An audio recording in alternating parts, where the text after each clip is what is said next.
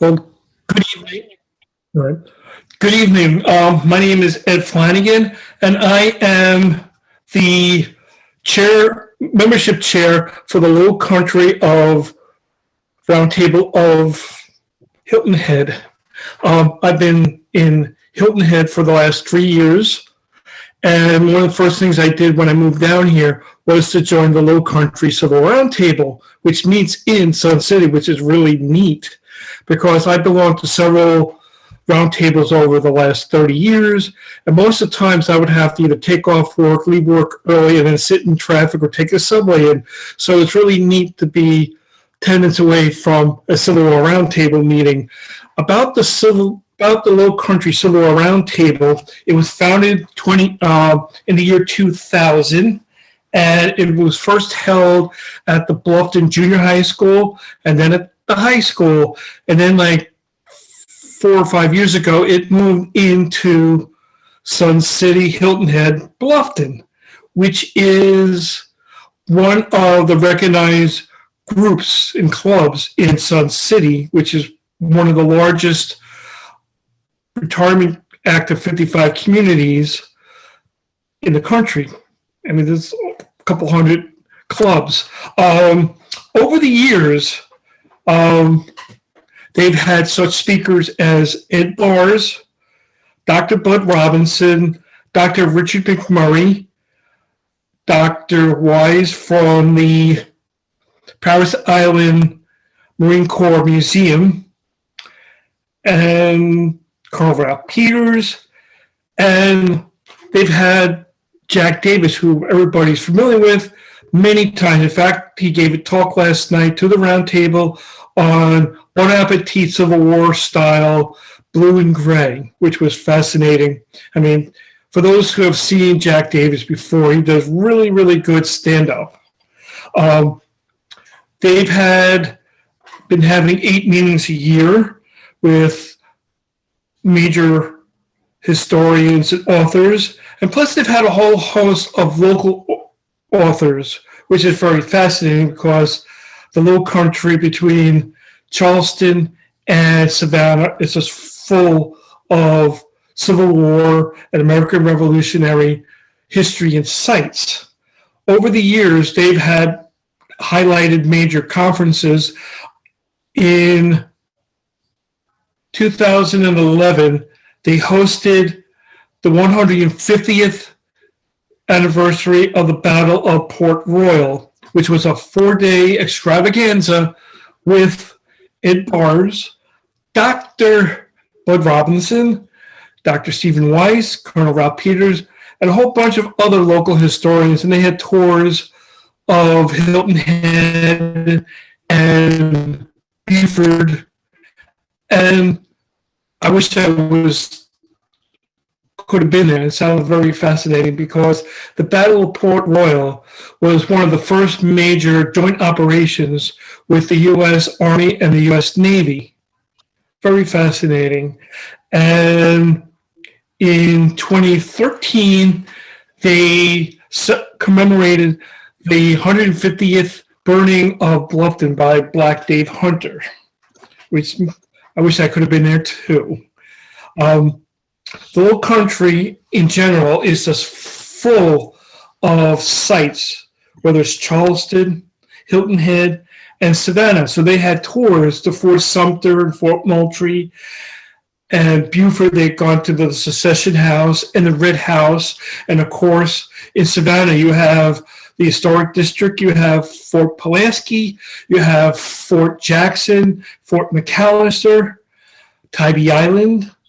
And of course, not too far from here is the site of the Battle of Honey Hill, which featured several New York regiments and several United States colored troops, which 4 Medal of Honor were awarded.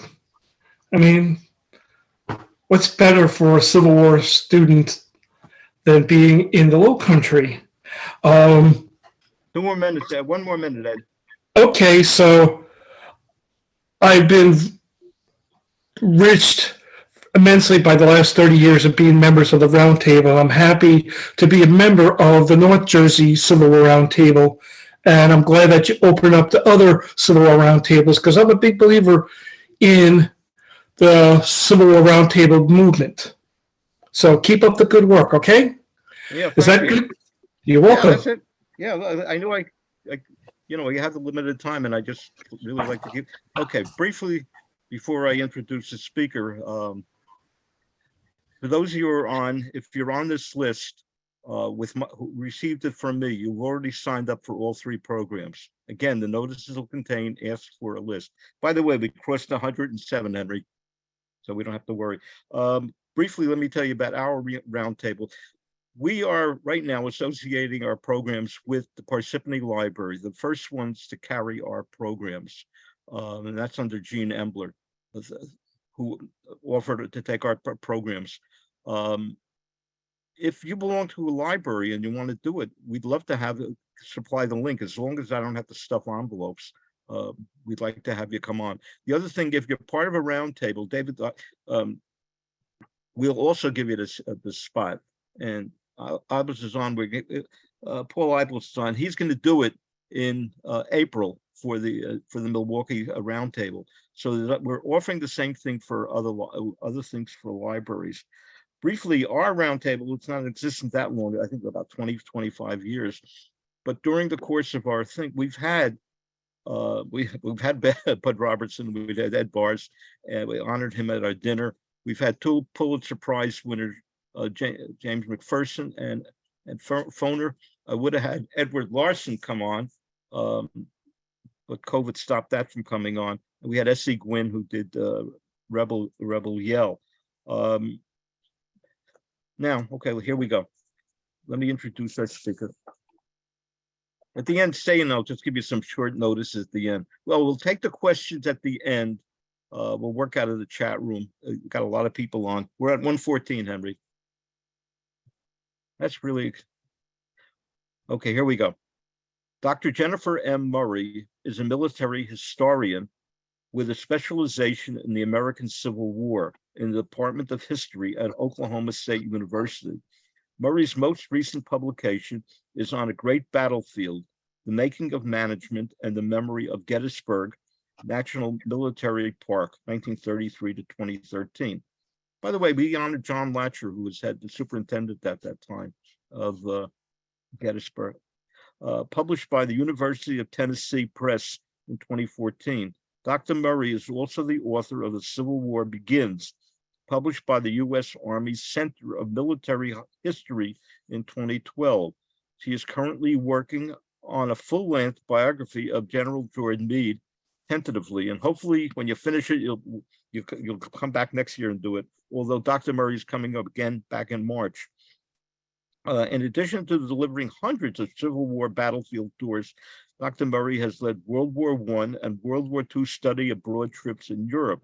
She is a veteran faculty member at Gettysburg College Civil War Institute and a coveted speaker at the Civil War symposiums and roundtables. Additionally, she worked as a seasonal interpretive park ranger for the National Park Service at Gettysburg for 9 years.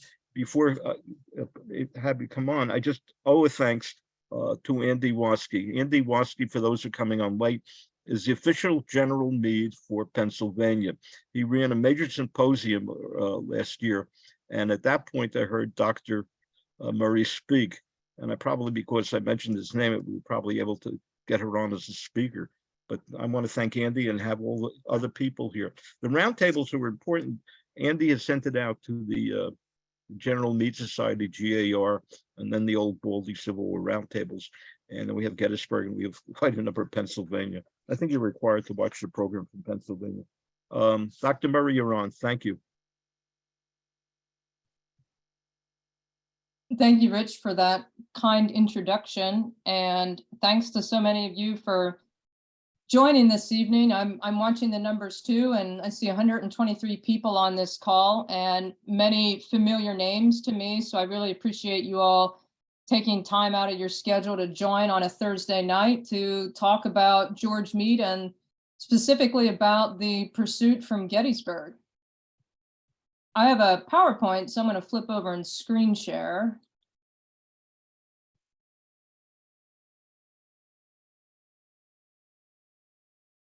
Can you all see that okay? Yeah. Yep. Right, perfect, thank you. So I appreciate the offer to speak to you all tonight, and the winner of George Mead 2023 kicks off. I'll be joining you again in March to talk about Mead and the Joint Committee on the Conduct of the War. But tonight we're going to talk about certainly one of my favorite topics associated with George Mead, certainly with the Gettysburg campaign, but perhaps all of his command in the Civil War. Rich mentioned that I worked at Gettysburg as a seasonal park ranger, and it would often be the case, and I hear this more, I'm certainly more aware or sensitive to it, that people coming to the battlefield and talking about the campaign would think that there was no action by the Army of the Potomac after July 3rd. You hear that canard all the time. George Meade and the Army of the Potomac, they didn't pursue, Meade didn't pursue to the Potomac River, which we know is absolute nonsense. And if my book, when it's published, can do a little bit to recorrect that narrative, I'll be very happy in doing so. So what I aim to share with you tonight, I have a chapter in my book on the pursuit from Gettysburg, is the action from July the 4th. And since we're talking about Meade and the Army of the Potomac, I bumped the pursuit date out to July the 19th, 1863, which is when the Army of the Potomac has crossed the Potomac River and sitting on the South Bank in Virginia by the 19th. So I'm going to go over this basically 2-week period with you tonight and keep our focus on Meade, keep our focus on the Army of the Potomac, and see what this pursuit entailed.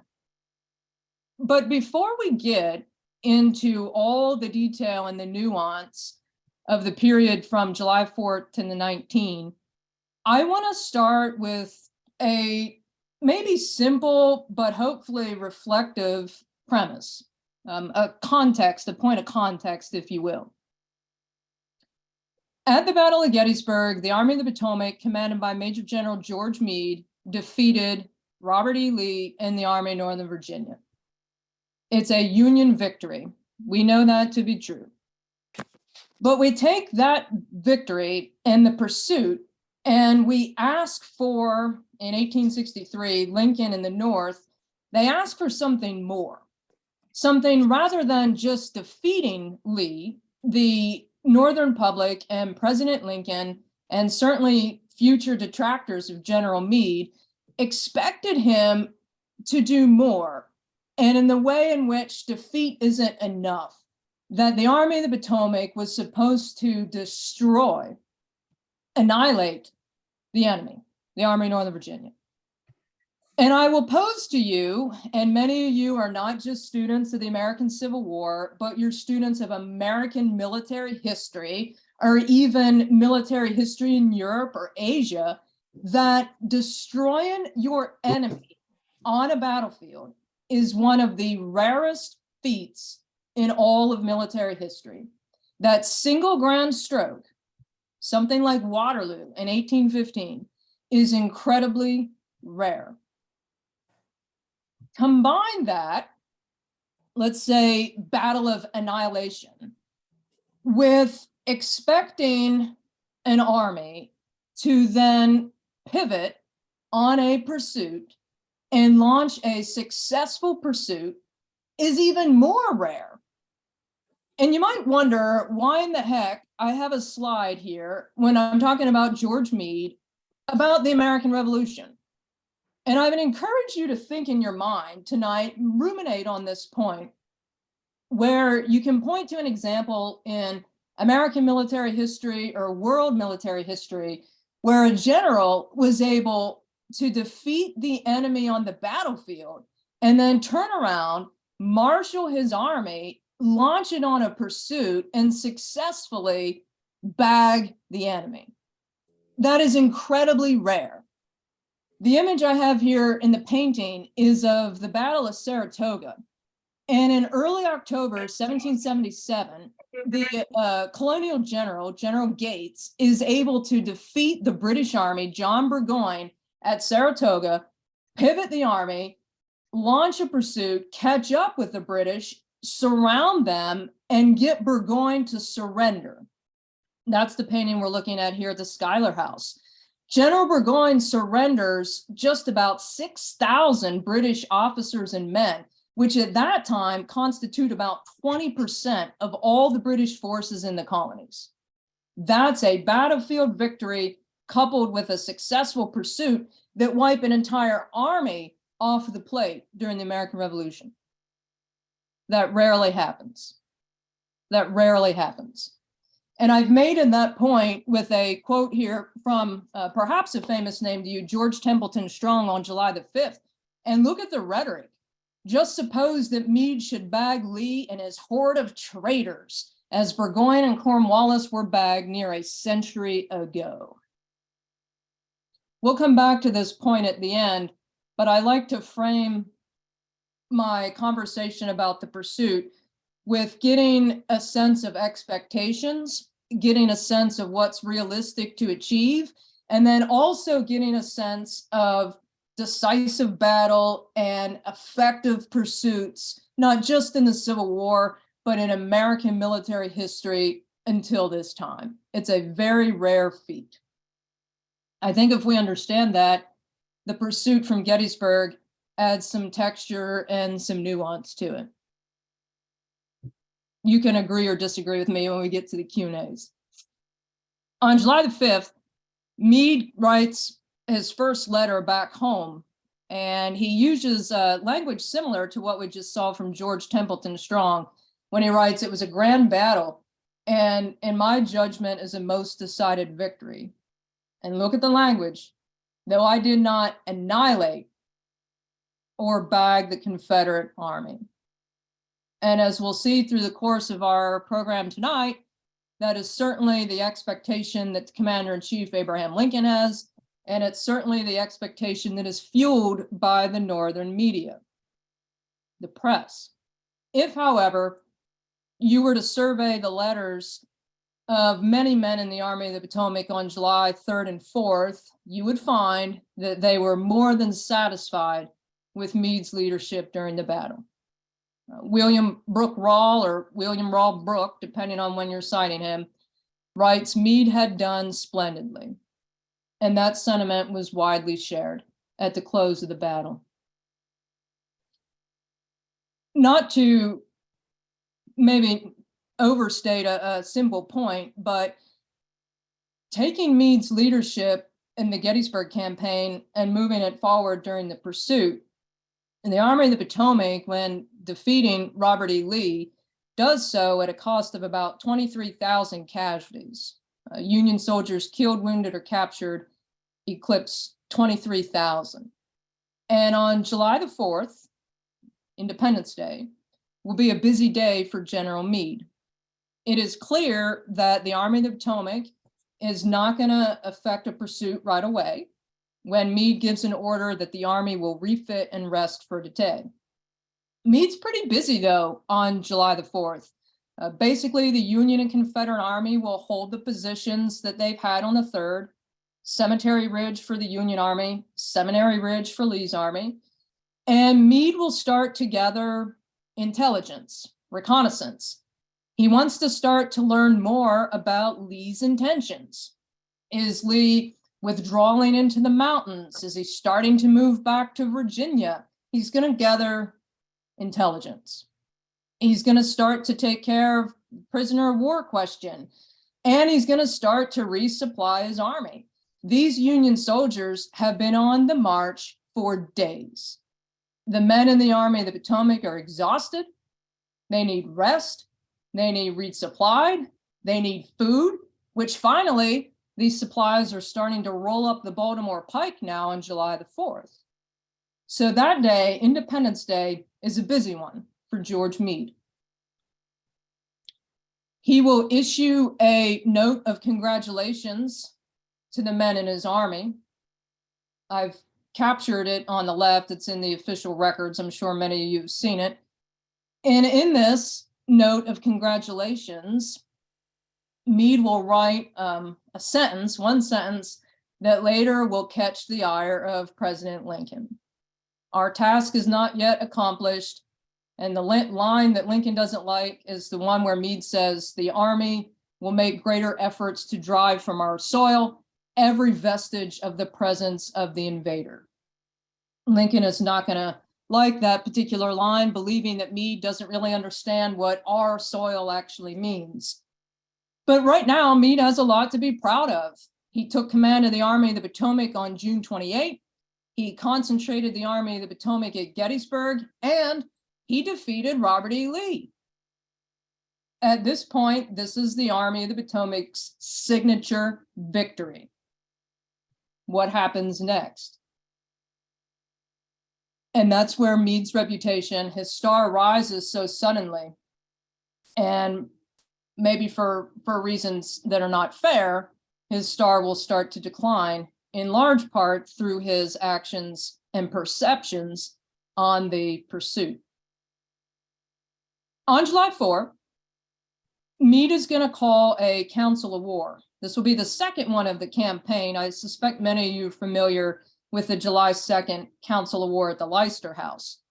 This one is on the 4th, and the composition looks a little different than what we saw on the 2nd at the Leicester House. I put a photograph of Brigadier General Thomas Neal here on the left. He commands a brigade in the 6th Corps, and this council of war will take place at Neal's headquarters. Underneath him, of course, is Dan Butterfield, still acting as the chief of staff. On the far right is Major General David Birney, who now represents the 3rd Corps after Sickles' wounding on the 2nd, and Brigadier General William Hayes, replacing Winfield Scott Hancock. These generals, 10 of them, will gather around 8 o'clock in the evening, and they will start to discuss what next. What do we do? We abandon the battlefield after Lee. That way it's clear that we are the victors. How long should we remain in Gettysburg? And specifically, what line of pursuit should we take? And that's an important question. This is a map you've probably seen before. I think this is one of Hal Jesperson's maps that shows us the line that Robert E. Lee will take in the red, getting his Army of Northern Virginia back down, ultimately to Virginia. And then in the blue, you can see the route that the Union Army will take. A couple points here I want to make.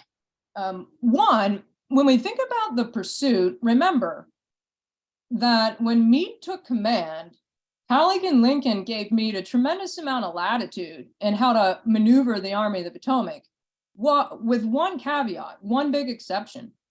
He had to protect Washington, D.C. We talk about that in the campaign, but that order is still true in the pursuit. Meade has to maneuver in a way that keeps Washington, D.C. safe. So essentially, he has two options. Meade can take the Army of the Potomac and directly follow Lee. Or he can move the Army of the Potomac on a route parallel. And that is what Meade is going to decide. It means the men in the Army of the Potomac will take a longer route. They're going to have more marching to do to get down to the Potomac River. But ultimately, once they get down to Middletown, just outside of Frederick, they will have access to the National Road, which is macadamized. And importantly, as Meade is considering this question, he has to think about his supply base. Meade can't afford to act hastily or be impetuous because he has to make sure that the Army of the Potomac's supply base is accessible. He can't afford to make a mistake. So keeping supplies in mind, using the railroad, maneuvering towards Frederick on a parallel route is ultimately what the Union High Command will decide. We are mostly going to follow mostly Meade, of course, but we're mostly going to follow the actions and the route of the infantry. But I don't want to leave a thought on the pursuit without mentioning, of course, the role of Alfred Pleasonton and the Army's cavalry. Some of you I know are really steeped in Civil War history. I know you also have some familiarity with 19th century military theory. I suspect reading some people like Jean Monnet or Clausewitz, you have familiarity with this. And if you read some 19th century military theory, they all talk about the role of the cavalry and how that arm has to be effective. And scholars have written on this too. No doubt you have read Eric Wittenberg's book, which is pretty much the standard on the cavalry in the pursuit. And he will argue in the book, and this is certainly my conclusion too, that Pleasanton's cavalry, I don't want to say impotent because that might be too strong of a word, but it doesn't render the sort of assistance necessary on the pursuit. There's no unity in purpose. The guy on the left is, of course, General Kilpatrick, and he will take a more prominent role in the pursuit. Meade's directions to harass and annoy, Kilpatrick will achieve that. And the first battle of the pursuit is fought on July 4th, the night of, and in the morning on July the 5th at Monterey Pass. We're looking, of course, at a map here on the left of the battle at Monterey Pass, just on the west side of Gettysburg. Kilpatrick has about 4,500 men. He will take those men and harass Ewell's wagons and the rear guard as they are trying to get over the South Mountain. This is a battle you might have some familiarity with, and it's one that's certainly defined by weather. If you look at the top two images in my PowerPoint, particularly the middle one, you can see the driving rain, and the darkness is really going to define this battle. The driving rain defines the pursuit. The weather very much plays a role for both Meade and Lee. Next time, if you haven't been out to Monterey Pass yet, next time you're down in the Gettysburg area, head on down Route 116 and visit Monterey Pass. They have a wonderful museum. I've thrown a picture in here on the bottom right. They have a nice walking trail system, and you can learn a little more about this action on the 4th and the 5th and what Kilpatrick accomplishes here on that night. We're going to leave mostly now the cavalry, and we're going to pivot our attention more to the infantry. And of course, I'm going to privilege Meade and his decision making as we go forward. But I wanted to mention this so you have a sense of Pleasanton and the role that they play in the pursuit. The first movement from the infantry is going to involve the Union Army's 6th Corps. This, of course, commanded by Major General John Sedgwick, who you see on the left. This is a smart move to make the 6th Corps the tip of the spear, to use a modern term, the tip of the spear, because the 6th Corps had been relatively undamaged, if you will, or unengaged during the battle. They have less than 2% casualties during the Gettysburg campaigns. This is a pretty fresh corps. And what Meade wants John Sedgwick to do is to effect a reconnaissance in force. And I've thrown the order in that Sedgwick receives for his actions here on the 5th. The orders are for reconnaissance with a view to ascertain the position and the movement of the enemy, not for battle. So Sedgwick's objective is to discern conclusively if Lee is moving into the mountains, if he's strengthening his position, if he's intending to offer battle around Fairfield. This is a probe. And Sedgwick sets off to achieve that goal. Take a look at where Gettysburg sits on the map, the top right. Here, the roads, intersections, spokes on the wheel. And then move your eyes down to the middle left, and you'll see the small village of Fairfield. And this is Route 116. And I've superimposed Sedgwick here in the gold arrow. What will happen is that the 6th Corps will start moving out at about 11 o'clock in the morning on July the 5th to ascertain Lee's intent and his position. And before they get to Fairfield, they're going to have a skirmish at a little rise or a hill along the Fairfield Road called Granite Hill. And this will be about 6 o'clock in the evening. I borrowed the map here from Eric Wittenberg's book, One Continuous Fight, which gives us a nice tactical sense of this fight at Granite Hill. And you can see the position of the 6th Corps here on the right, the darker black boxes and arrows. And then you can see the 2nd Corps, Ewell's guys, off on the left. The impact of this skirmish is significant. It's about 5 miles outside of Gettysburg, about 2 miles out from Fairfield. If you're driving out 116, there's a little campground there today. The impact of this is significant because what it means to Meade is uncertainty. And Meade, who's remaining in Gettysburg, is going to get information back from that skirmish that makes him anxious and uncertain about Lee's intentions. The top image is, of course, Gouverneur K. Warren, the hero of Little Round Top, the Army's chief engineer. Warren had accompanied Sedgwick and the 6th Corps on this movement west. Warren's going to return to Army headquarters and debrief Meade on the skirmish. And it makes Meade reconsider or ruminate further on Lee's intentions. Is he going to concentrate, like I said, in Fairfield? Is he going to try to offer battle again? What is the enemy doing? And this might seem like indecision on Meade's part, but there's a great quote by a military scholar who says that so much of being a leader is a quest for certainty. You want to be certain before you act. I mean, the stakes are enormous here. And that's what Meade's seeking. He's seeking certainty. So the consequence of this skirmish is twofold. One, as you can see on the screen, Meade is going to explain to Sedgwick, probe again.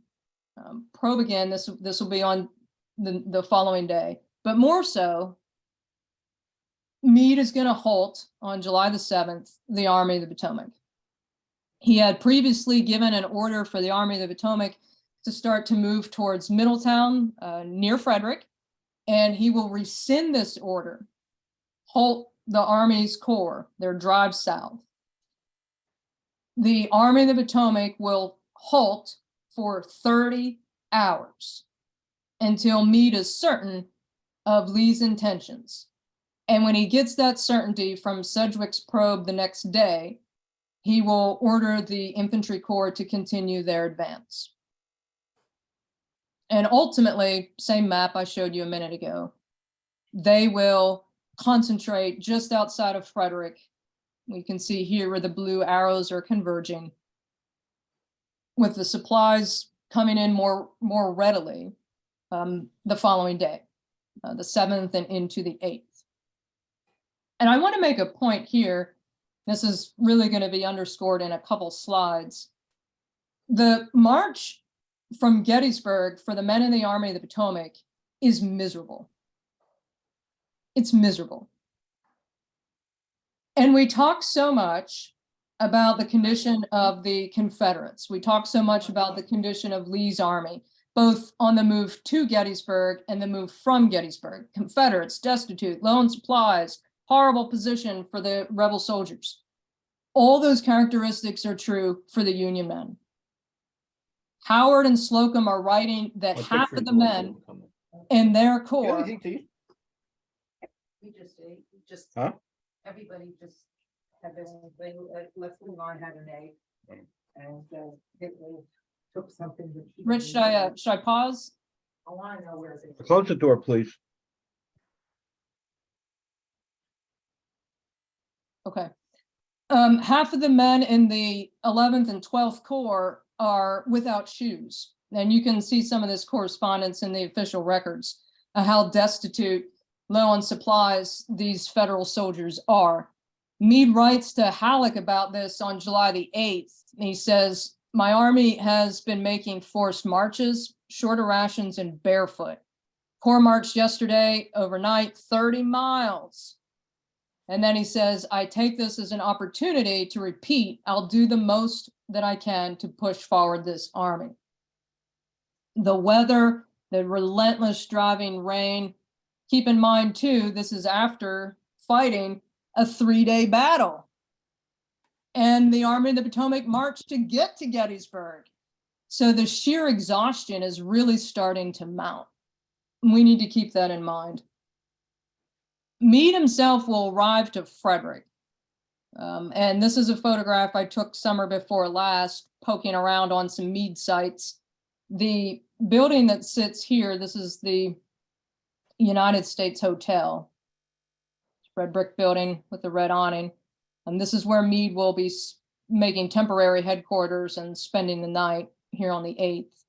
And across the street is the B&O Railroad Station, so he's close to the telegraph communication. And if you're in Frederick, pop around. This is on South Market and All Saints Street, and you can see this. I'm going to share with you a letter that Meade writes once he gets into the hotel here on my next slide, but I wanted to give you a perspective from his son. And the man in the image is Meade's son, also named George Meade. This is captain on his staff, and he's writing some letters back home to Margaret in Philadelphia. He writes about how warmly Meade is greeted when he gets into Frederick, how they're showering him with bouquets and kisses. And then he writes to his mom and he says, Papa will end the war. The man named Meade is quite well, and notwithstanding his hard work, looks well. When Meade gets settled in at the United States Hotel, he has an opportunity to write a letter to Margaret.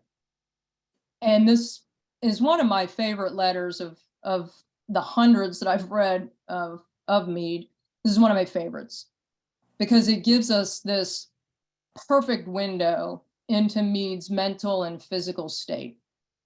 And I took a few sentences here to share it with you.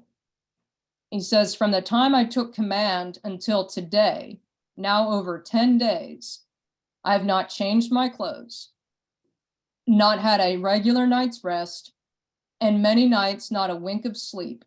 For several days did not even wash my face and hands, no regular food, and all the time in a great state of mental anxiety.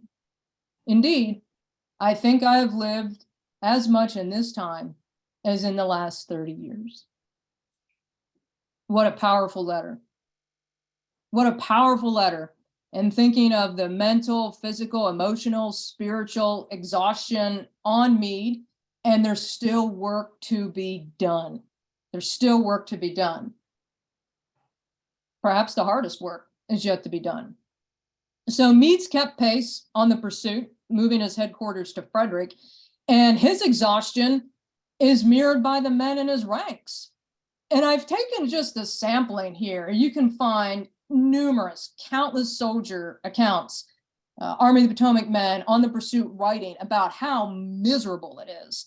I'm just giving you a sample of a plethora of accounts. Francis Adams Donaldson, you probably have his memoirs on your shelf, 118th Pennsylvania. My boots have been worn out for some time and I'm now barefoot nearly.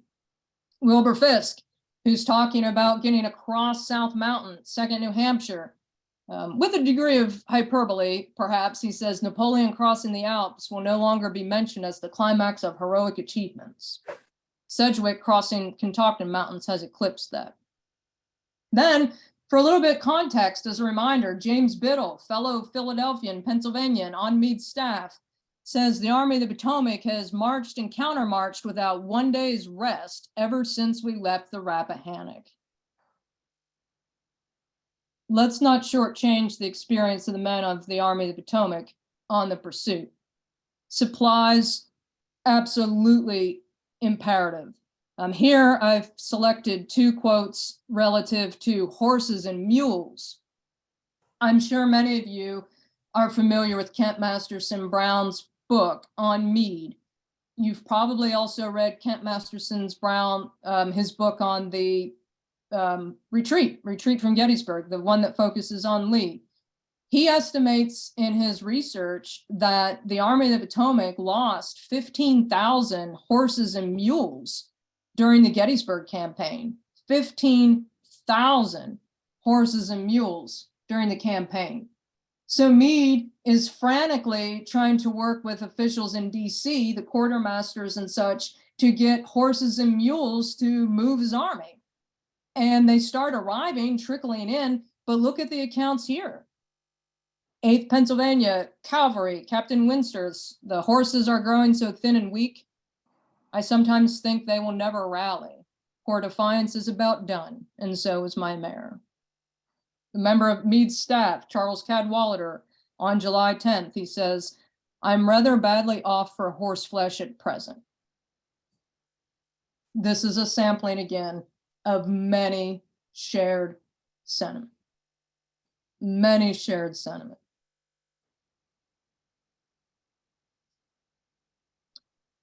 I want to come back to a point that I introduced on my second slide and my third slide, where I said about Saratoga and Waterloo and decisive battle. I want to make a point here about the Northern media, the journalists, the papers, and how they're covering Meade and the drive to the Potomac. The image on the left comes from the Philadelphia Inquirer, and I think I show this in just about every talk I do, because it's such a wonderful point to make. The mast says victory, but right here, Waterloo eclipsed. This is July the 6th, printing this. Now, we might not think much about Waterloo in 2023, but let me tell you, the analogies to the Napoleonic campaigns are ubiquitous in 1860s. And for people in the 1860s to equate Gettysburg with Waterloo is significant. Waterloo, 1815, recent memory.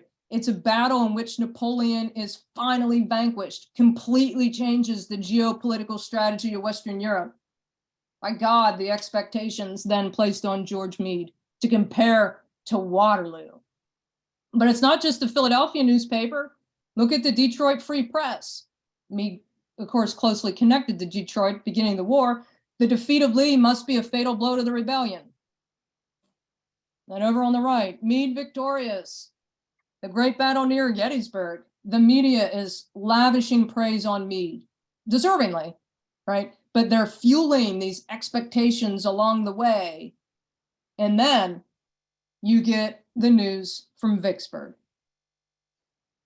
Remember, now I'm an Eastern Theater historian, but remember that Vicksburg is certainly going to amp up expectations for Meade, that Grant, who can take the surrender of what, 20-some thousand of John Pemberton's Confederates, completely bags an army. Now look at Lincoln's words on the 7th.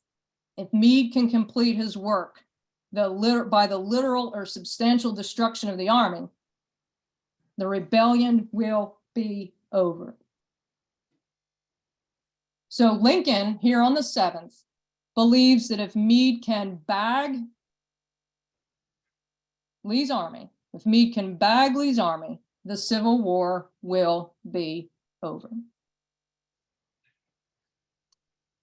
And the expectations just increase. The pressure just increases.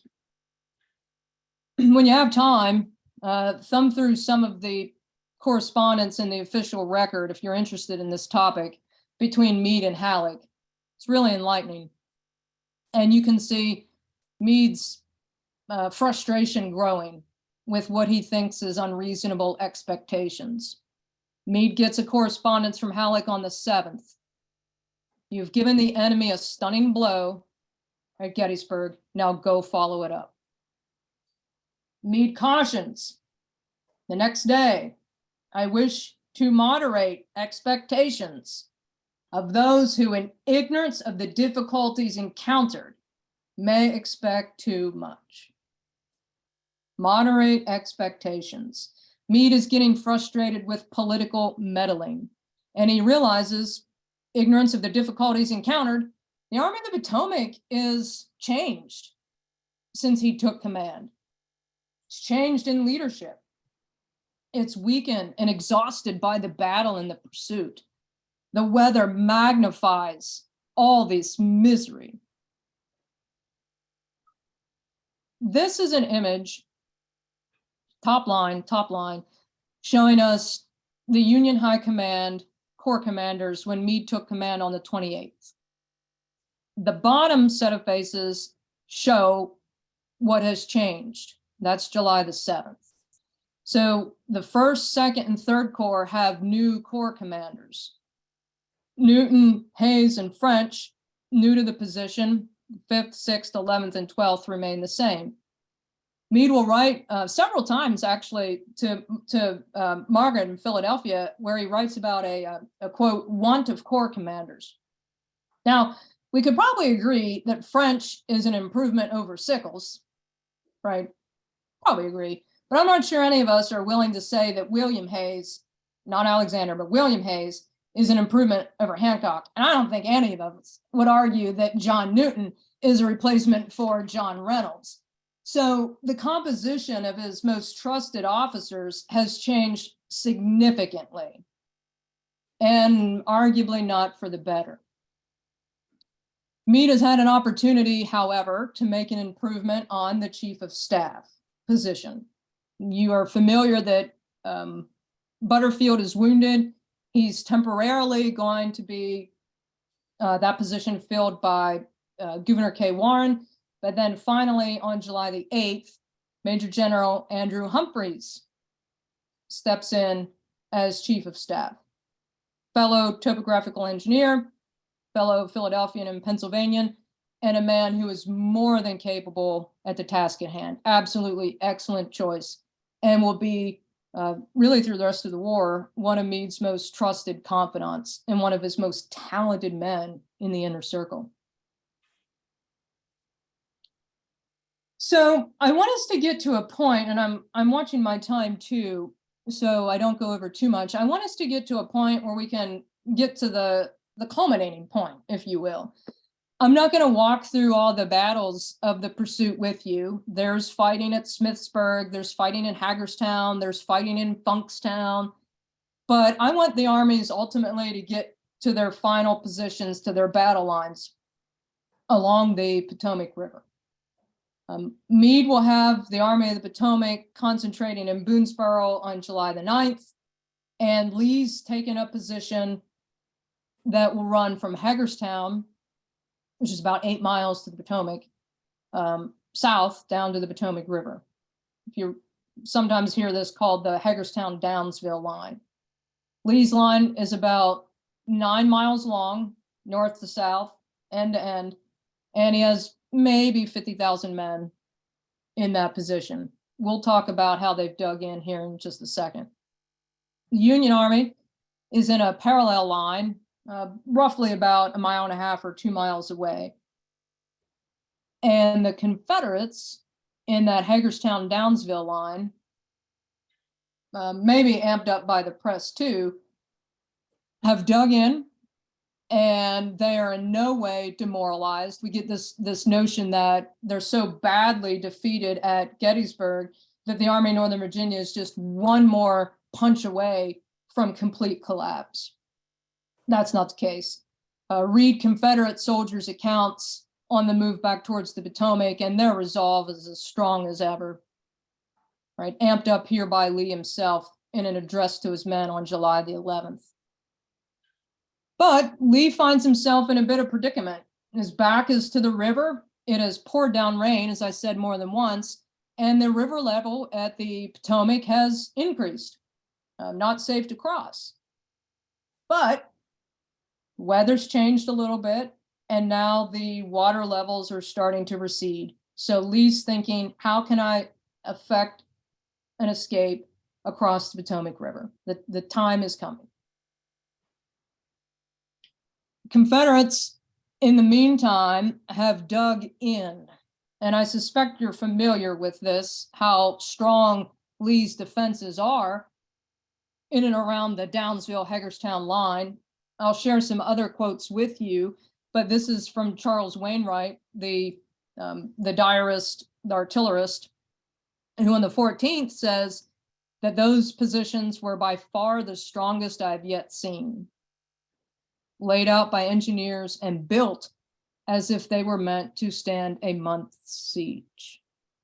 So when we talk about Meade's actions here at Williamsport, what we're really discussing is whether or not Meade should have ordered his men to launch a frontal assault against a entrenched position.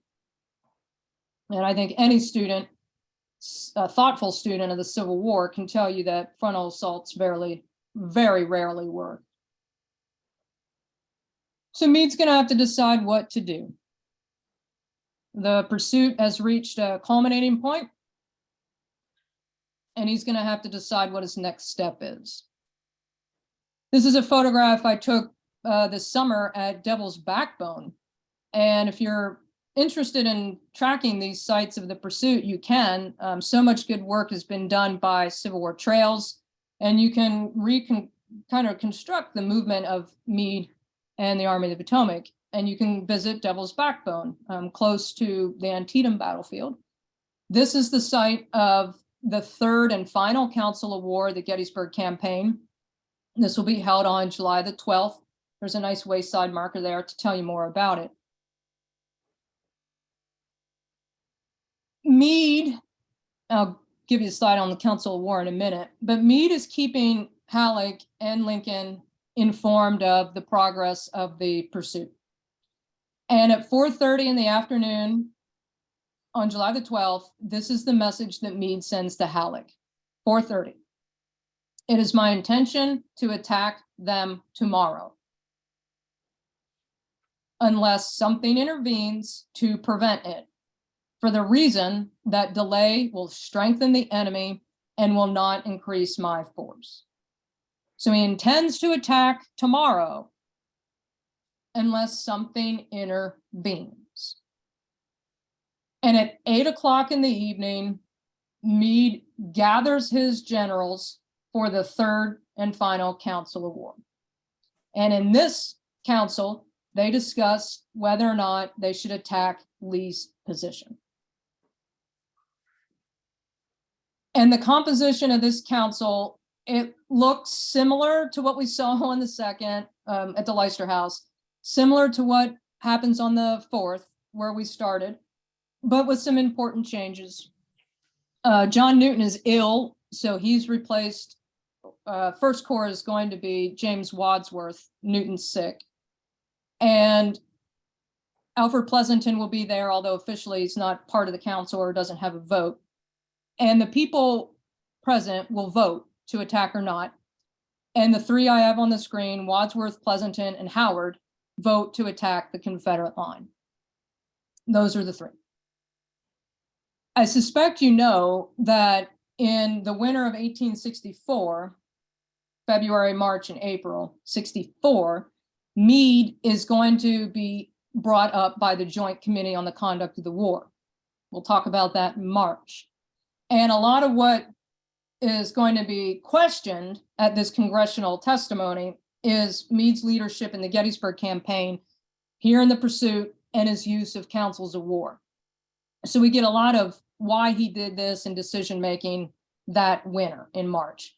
And I'm sharing with you one of those quotes. Meade says, "I left it to their judgment and would not, unless it met with their approval, this is an attack on the Confederate line, do it." So rather than "I intend to attack tomorrow," now Meade sends a message to Halleck that you have to imagine he surely knew would be met with rebuke.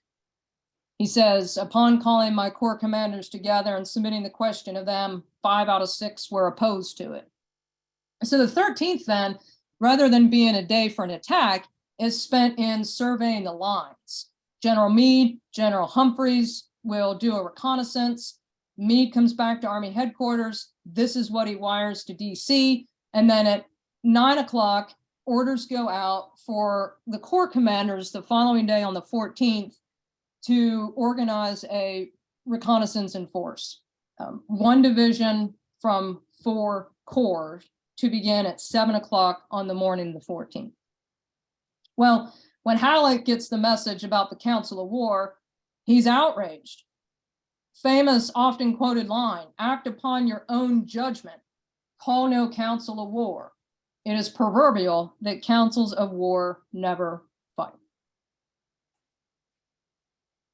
Well, rather than have the opportunity for those 4 divisions at 7 a.m. on July 14th to effect a reconnaissance in force, at 6:30 in the morning, this is the 14th, General Howard messages to Army headquarters that the Confederates have abandoned their lines in his front.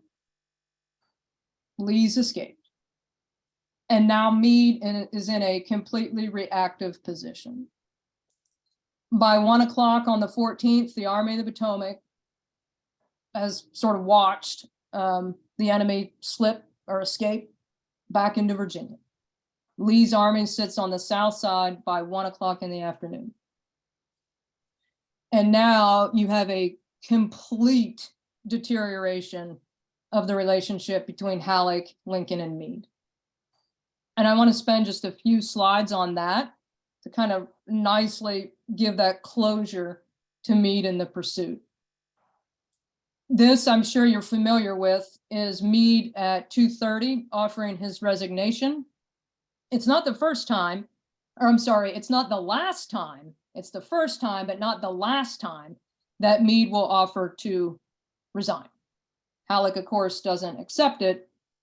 And this is a bit of a crisis in civil-military relations. And Meade, who feels that he has been unfairly poked and prodded and so much political meddling and interference in military matters, believes that he has not been justly treated. Lincoln, who has viewed the Gettysburg campaign through this lens of decisive victory, bagging the enemy, battles of annihilation, do what Grant did, Lincoln is beside himself when he hears of the news. And he writes a letter, one that he doesn't send to Meade, that he pours out his emotion about Meade and the actions on the Potomac River. I think, and I'd be curious, maybe when we get to the questions, Lincoln's tone is rather condescending. Again, my dear general, I do not believe you appreciate the magnitude of the misfortune in Lee's escape.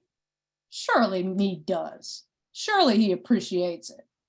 And the famous, often quoted line, your golden opportunity is gone, and I'm distressed immeasurably because of it. He doesn't send it, although I can't imagine that Meade would be surprised at this sentiment had he received it from the commander-in-chief. Meade fires some letters back home to Margaret on the 14th, and you can see what his framework is, what his frame of mind is. Remember, Meade never wanted command of the Army of the Potomac. He never coveted it. And here he is knowing that what he said or what he was expected to do was unreasonable. Look at the longer quote. This is exactly what I expected. Unless I did impractical things, fault would be found with me.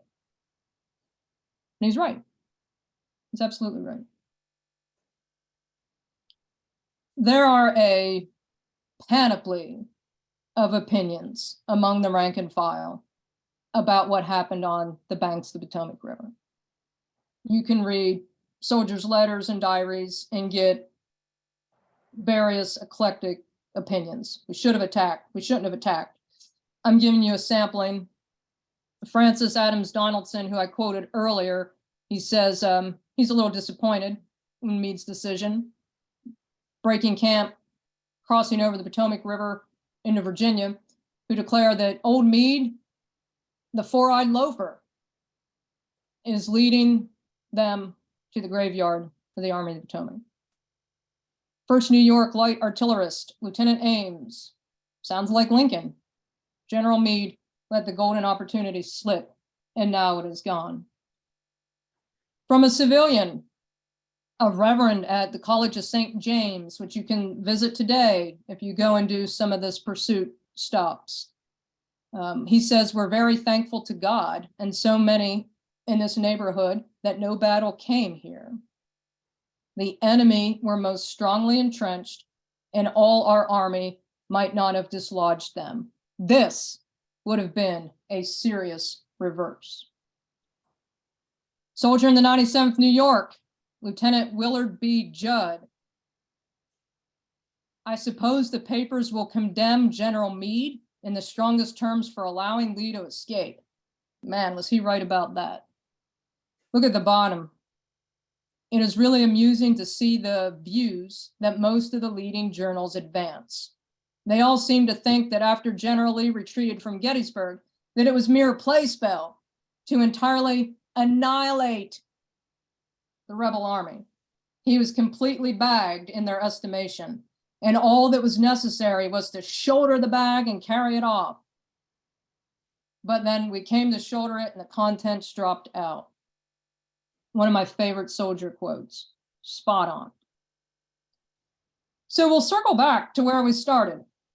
And it is a fascinating, if not reductive, intellectual exercise to think about, should Meade have attacked the Potomac? Could he have done more? But I want to remind you, in context of how difficult a successful pursuit is, how rare it is to bag an entire army.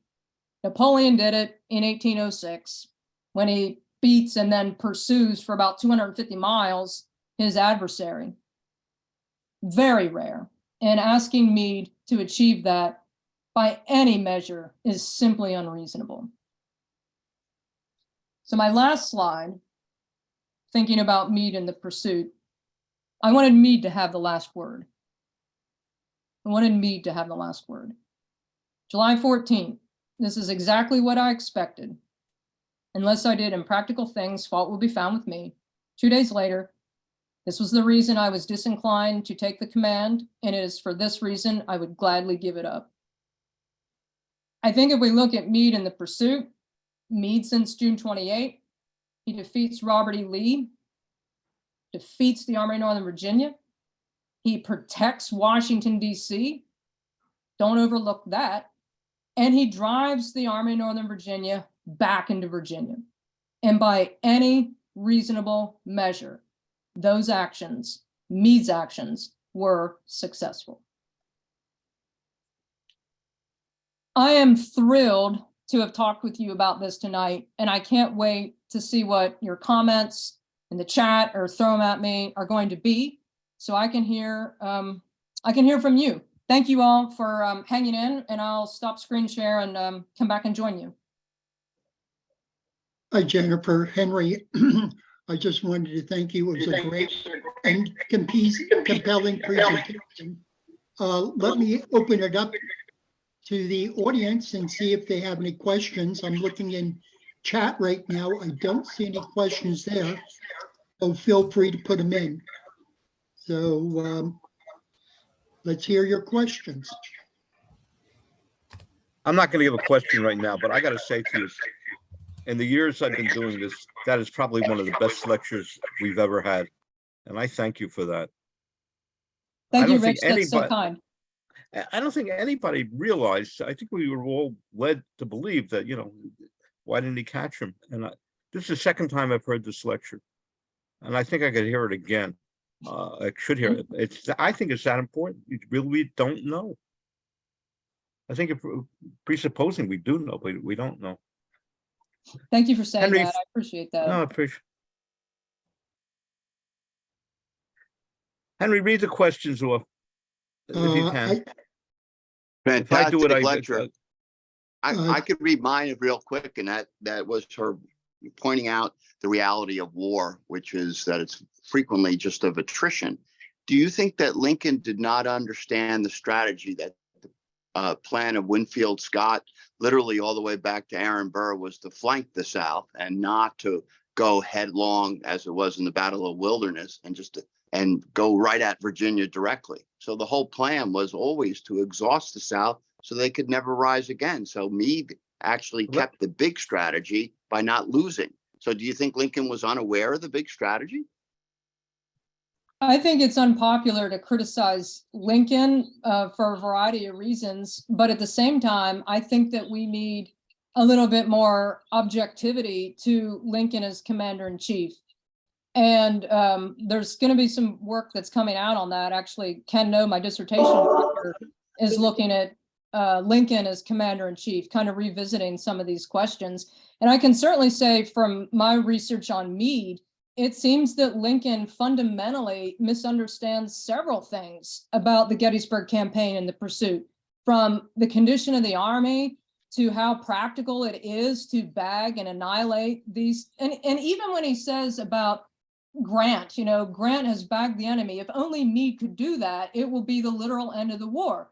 Well, the war in the West continues. It's not as if bagging Pemberton at Vicksburg ended the war. I'm certainly not going to criticize Lincoln's military acumen in some ways, but I think in this case, his expectations are just fundamentally misplaced. And so are many of the Northern civilians and many people in the press, equally so. And the president is directly people ask questions of the people, isn't he? So the problem is the war couldn't even come close. Let her just finish on Meade. He never could have ended the war then. The South still had tons of energy to fight. Sherman didn't even exhaust them by cutting in the underbelly as they did with Yorktown, as Rochambeau and Washington fought it out. It looks to me utterly ridiculous to think that Meade could have won that war right then and there. The South was not exhausted. They're still not exhausted. 150 years later, they think maybe the country would have been better off being split in two. Let's stick to the question point. Jennifer, I have a question from Fernando from Venezuela.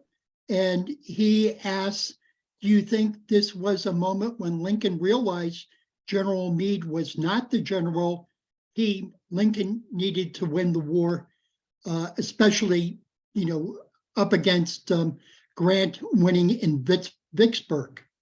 So Lincoln had two generals before him. Well, that's certainly true. Hooker doesn't defeat Lee, Burnside doesn't defeat Lee, and really McClellan doesn't either. So it's not as if he's got success on the early end of Meade taking command. Meade has achieved what no commander of the Army of the Potomac has yet done. So there's that. Secondly, when we look past July 19, and we look into late July, and this is what Jeff Hunt's going to do with you guys, I believe, and into August, September, October, the relationship between Meade, Lincoln, and Halleck continues to deteriorate. And these are really centered around the maneuvers across the Rapidan and the Rappahannock River that fall, Bristow Station, Mine Run, and Meade is continually under pressure to do more. And I mentioned when I showed you that slide about him offering his resignation on the 14th, that's the first time that Meade offers to resign, but it's not the last. He does so again in late July, he does so in mid-September, and he does again in mid-October.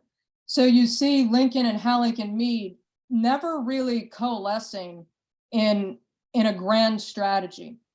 Now, Grant, you might say that Meade's time is short in commanding the Army of the Potomac. Grant's arrival east mitigates that. Grant has the authority of where he wants to make his headquarters, and he does so with the Army of the Potomac. Grant also has the authority to put someone else in place. He meets with Meade and Culpeper, and if Grant thought that he might bring someone else east with him to replace him, that meeting changes his mind. Meade offers to step aside. Meade thinks that maybe Sherman, perhaps, is who Grant really wants. Meade writes about this, Grant writes about it, but ultimately they decide to keep the victor at Gettysburg.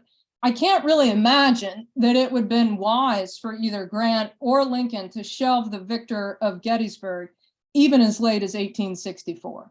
I can't believe that there would have been a better option. I mean, who's going to take command? Meade has done everything that's been asked of him to date.